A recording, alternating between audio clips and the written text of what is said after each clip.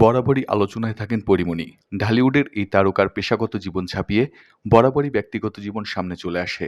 প্রেম, বিয়ে, বিচ্ছেদ, উদযাপন সবকিছুতেই যেন পরীমণি একটি আলোচনার নাম। বছরখানেক হয় এই তারকা একাকী জীবনযাপন করছেন। চিত্রনায়ক শরীফুল রাজের সঙ্গে বিচ্ছেদের পর মাস ছয়েক আগেও পরীমণি বলেছিলেন, বিয়ের পর হয় বিচ্ছেদ, আমি এখন ডিভোর্সি। আগে কখনো কিছু করতে মন চাইলে করে ফেলতাম, প্রেম করতে মন চাইলে করতাম, এখন আর প্রেম করতে ইচ্ছে হয় না। পরীমণির এমন ঘোষণার ৬ মাসের মাথায় নতুন প্রেমের সম্পর্কের কথা জানান দিলেন, তবে রেখে দিলেন রহস্য। কয়েকদিন আগে ওটিটি প্ল্যাটফর্ম হইচইয়ে মুক্তি পেয়েছে পরীমণি অভিনীত রঙিলা কিতাব। এই ওয়েব সিরিজের জন্য প্রশংসা কুড়াচ্ছে এই তারকা। কেউ কেউ বলছেন, সেই স্বপ্নজল সিনেমার পর আবার ভিন্নভাবে ধরা দিলেন পরীমণি। রঙিলা কিতাব নিয়ে পরীমণি যখন আলোচনায়, ঠিক তখন এই তারকা জানালেন তিনি আবার প্রেম করছেন।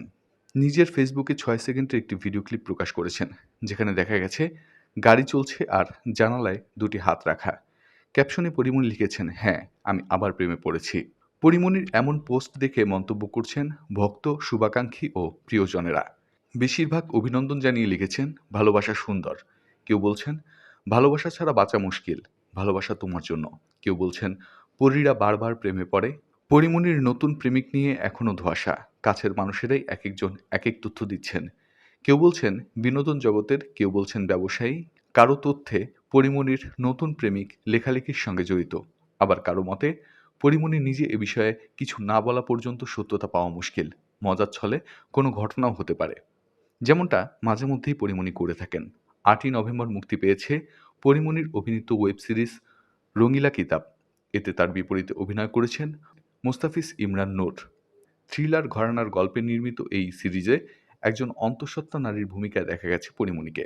সিরিজটি বানিয়েছেন অনম বিশ্বাস। এরকম আরও অনেক ভিডিও পেতে নিউজ এক্সপোজার টিভির সাথেই থাকুন। চ্যানেলটি সাবস্ক্রাইব করুন এবং সাথে বেল আইকনটি বাজিয়ে দিন। আসসালামু আলাইকুম।